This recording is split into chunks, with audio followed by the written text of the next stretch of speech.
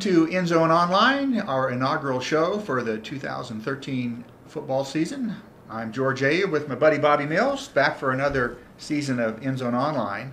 And the football season has not started, but I know you are on pins and needles, as you are every August. Yes. As we get going. We're going to talk a little bit today about the 4 local high schools and then some district assignments and some big games during the state. So let's start with the Islanders, who, their district has changed a little bit. Mm-hmm. They start out with an early game. It's a Thursday game at Lincoln Northeast. So what do you think of the Islanders? How do they look for 2013? I think they have a lot of returning starters. And a year ago, how many they lost going into 2012. They have some kids that have played a lot of football. I don't know how big they are. That's always a little bit of a problem, but they've got a lot of experience back. So I think they're going to be very competitive. Yeah, I think their line is going to be markedly better and experienced. Yes. A lot of young kids got the opportunity to play last year, Mm-hmm. just because, as you said, graduation, does that. The schedule sets up pretty nice for them. As I look, they're going to have their 3rd and 4th games are on the road at Westside. They have a good ground game. They do. They'll pound you. Then they're going to go up to Norfolk, who opens it up a little bit. So I think both those games follow a home game against Lincoln Southwest. Mm-hmm. So that could be a tough stretch for them before they head into district play. Right. Yeah, those 2 games will be tough, but I like the way Lincoln Northeast and Lincoln Southwest set up for them. Yeah. That's a good opening 2 games for the Islanders. I think it is. And so then they'll get their arch rival Kearney in the middle of the season and do that. So the Islanders open the week from Thursday at Lincoln Northeast. Right. Yeah, the first football game of the season in Nebraska. So the Northwest Vikings, coming off a great season last year, made the playoffs and did a heck of a job.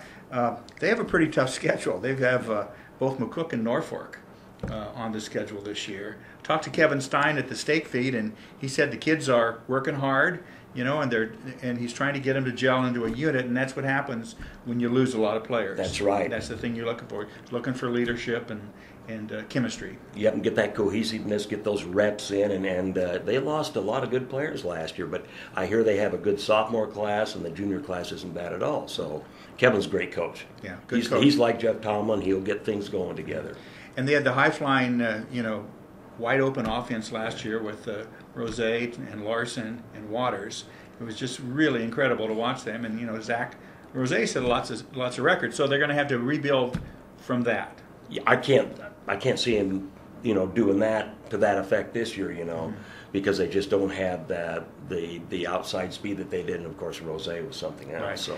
And I think too is that the kids are all talented athletes, but I think Stein's schemes on offense really led to a lot of wide open receivers. Oh yes. So they have their work cut out for them to rebuild, and they're going to open with Sydney on the 30th of August. On the road. On the road, and that's when you go to Sydney, you are on the road. Yes. The Central Catholic Crusaders, they're going to open not until after Labor Day, March 6th, at Minden. Always tough, Adams Central. Always tough, Boone Central in the season there. They lost their quarterback, Riley Shoemaker. Mm-hmm. Terrific athlete and a great leader. Mm-hmm. So where do they build from here? I think the Allen kid's going to take over at quarterback. I think he transferred from St. Paul maybe his sophomore year. He's a good one. He's not going to be a Riley Shoemaker, but he'll have a good line in front of him, big line. Big kids for C1. Yeah, really. Zach Britton and Johanna are both, at 260, 70-pound range.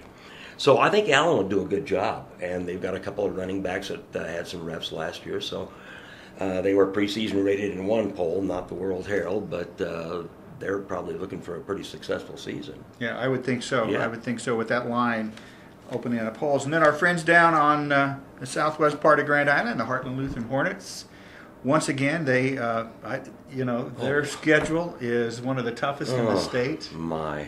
Really, really tough, and including Giltner.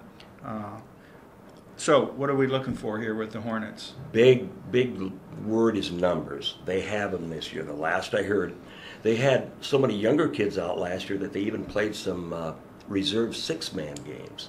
I mean, they didn't have the numbers to play 8-man, but they did have the 6-man game, and when you have numbers like that, 18, 19, 20 kids out there, those are good numbers. Those are good numbers. And that'll help them not only this year, but down the road, I think, as they build a program there.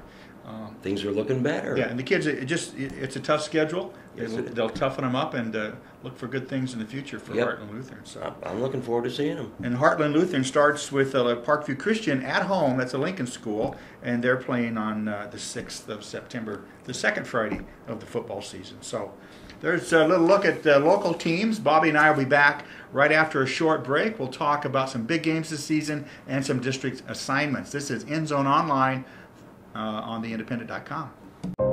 Here's to the things that can keep us safe. And now, those that we carry with us everywhere will bring us wireless emergency alerts.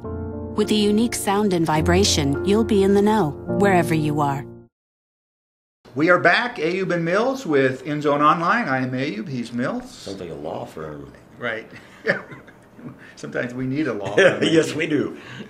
So, Bobby, I was just looking at district assignments and our local teams. Grand Islands has a little bit of a different look to its district. Kearney is in the district this year. Mm-hmm. They'll be a tough team, and Lincoln North Star. Right, North Star's much improved, and Brandon Cool's always going to have a good team. Good Wouldn't matter, they're rivals anyway. Right, you know, so. Yeah, but this year in the district makes it a little bit different. Oh, yes. Yeah, because they would always play everybody. It's crunch time. Right, yeah. okay. And Northwest, Aurora. Always. That's a tough one. They have them on the schedule and in the district, and then they, of course, obviously they're on the schedule because of the district assignment. But it's a game they play every year, regardless of the district assignment. Northwest also has Columbus coming down from Class A in the last couple of years, and York, who I think is going to be a little better this year. Oh, they'll be good. And they made the playoffs last year, kind of an upset. Went out and just beat Scottsbluff. Yeah, beat Scottsbluff. So. That's a tough district. Oh, it is a tough district. Yeah, so. And then Northwest out-of-district games are tough with Scottsbluff and teams like that. It's going to be. It'll be a tough one. Central Catholic, Adams Central ends up in their district, and that's a tough one to get past. So. I can't think of two season-ending games in the regular season that are any tougher than Adams and Boone Central. Thank goodness Boone isn't in there. Or are they in there? No, they're in 5. Yeah, C1 5. That's fortunate. But that's a tough one. It is. That's a tough one as well. And then Heartland Lutheran, again, in their district assignment, they have Giltner. And a much improved Fullerton team. And a very good Fullerton team. So, perennial power plus an up-and-coming Fullerton team makes it tough for Heartland Lutheran as well. So that's kind of how the districts play out. You and I were talking before we went on the air here. C27 has Donovan, Trumbull, Hastings, St. Cecilia, and Sutton. 3 teams that Stu ranked in his top 10 preseason in C2. And then C26 has Battle Creek, Hardington, and Lincoln High Northeast. So those are tough districts. I know. And it might be tough to get out of those. And you don't get much better than Sutton and, St. Cecilia, obviously, but man, Sutton and Donovan Trumbull circle October 11th, about 12 miles away, and you better get there be a early. Game. Yeah, Donovan returns some great offensive weapons as well. So some big games. For those of you that don't know, Bobby picks a couple big games every weekend and heads out to those. While we broadcast, we have 12 games that Dinsdale Automotive is our sponsor. We're going to do 12 volleyball and football games this fall. We're going to start our schedule on for football. We will start on the 6th of September with Lincoln Southwest at Grand Island. We'll do a volleyball game on the 5th as Crete visits Grand Island Northwest. So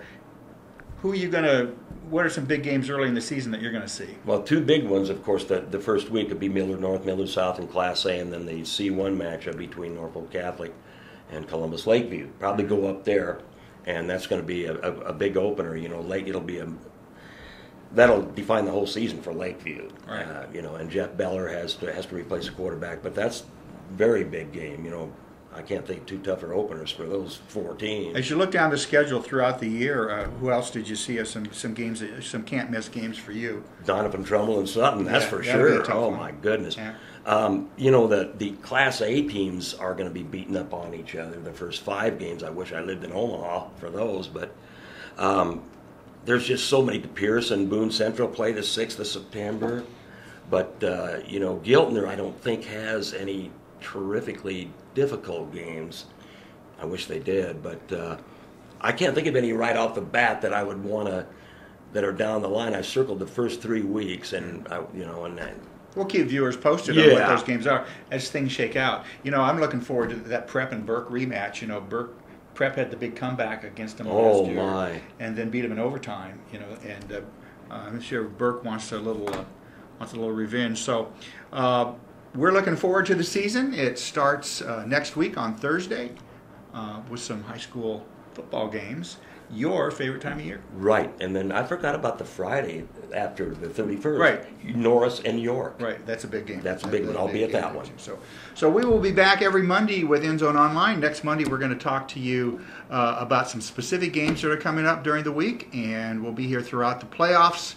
Glad to have you with us on End Zone Online. For Bobby Mills, I'm George Ayoub. Thanks for joining us.